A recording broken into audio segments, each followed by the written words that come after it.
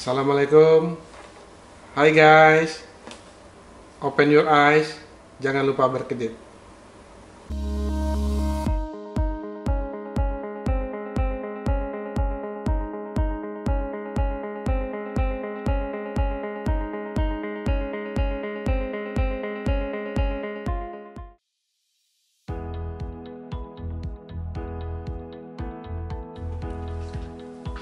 Assalamualaikum guys.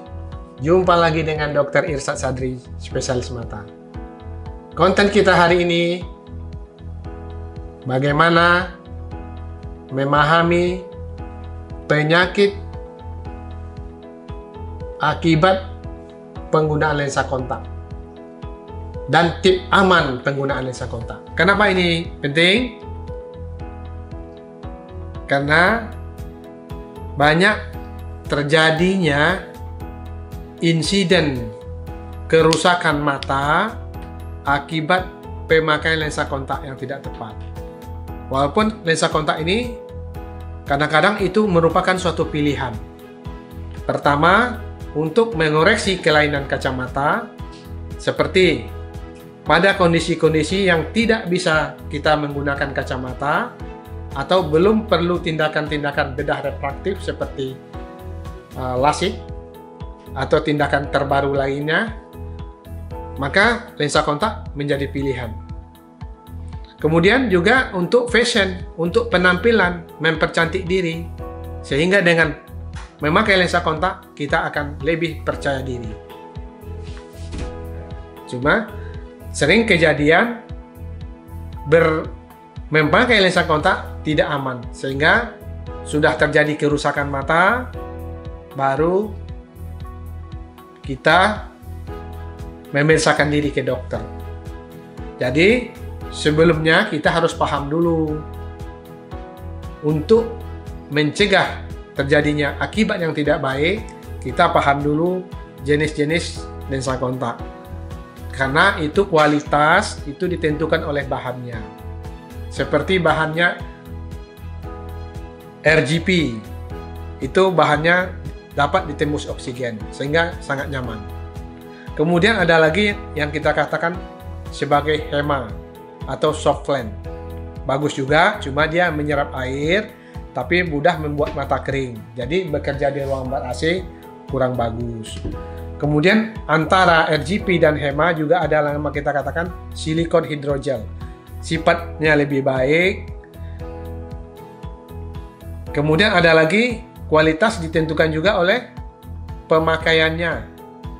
Apakah lensa itu pemakaian bulanan, atau mingguan, atau harian. Jadi kita memakai sesuai instruksi daripada pembuat lensa kontak itu sendiri.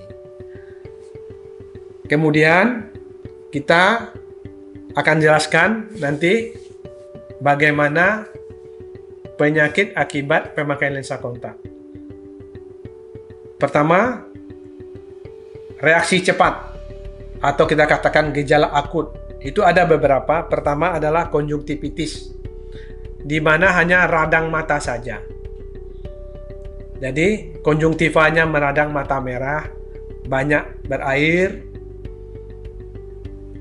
tapi belum ada kerusakan kornea.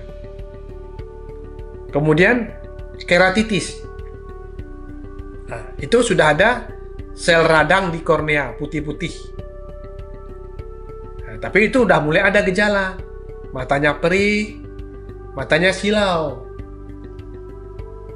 Kalau kena cahaya, terpapar sinar, silau. Nggak tahan dia sama cahaya. Keratitis berlanjut, terjadi kerusakan dari jaringan mata. Kita katakan sebagai ulkus kornea. Ya, ulkus ini kalau sembuh akan meninggalkan bekas. Kita katakan sikatrik atau putih-putih di matanya. Kalau dia berlanjut, lebih fatal lagi. Kita katakan sebagai infeksinya menjadi ke dalam mata, sebagai endoptalmitis. Kadang-kadang kalau tidak tertangani akan berakhir dengan pengangkatan bola mata, isi bola mata.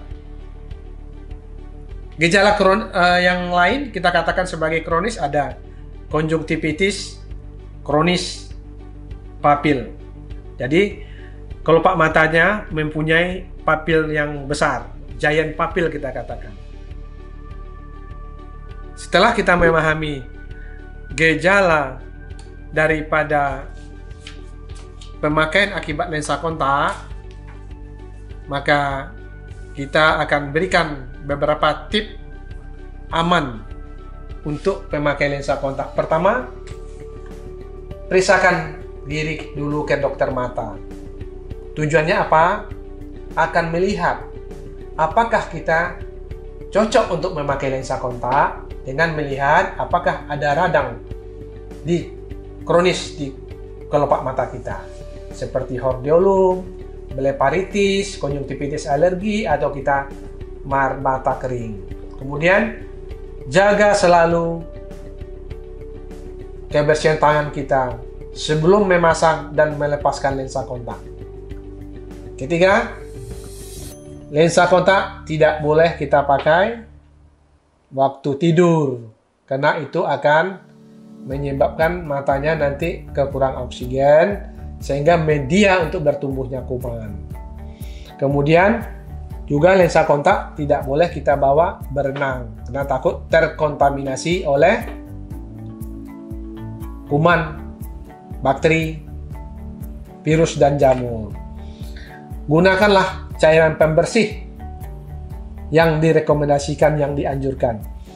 Bersihkanlah lensa kontak setelah digunakan, disimpan di tempat penyimpanan yang bersih. Pakailah lensa kontak sesuai anjuran, maksudnya kalau dia bulanan boleh, kalau dia harian gunakanlah secara harian. Pemeriksaan kembali ke dokter mata bila ada keluhan seperti mata merah, mata silau. Jangan obati sendiri. Mudah-mudahan bermanfaat. Sampai ketemu di konten berikutnya. Jangan lupa like, share, dan subscribe mana yang belum. Tekan tombol loncengnya supaya tidak ketinggalan pada konten-konten berikutnya. Terima kasih. Assalamualaikum warahmatullahi wabarakatuh.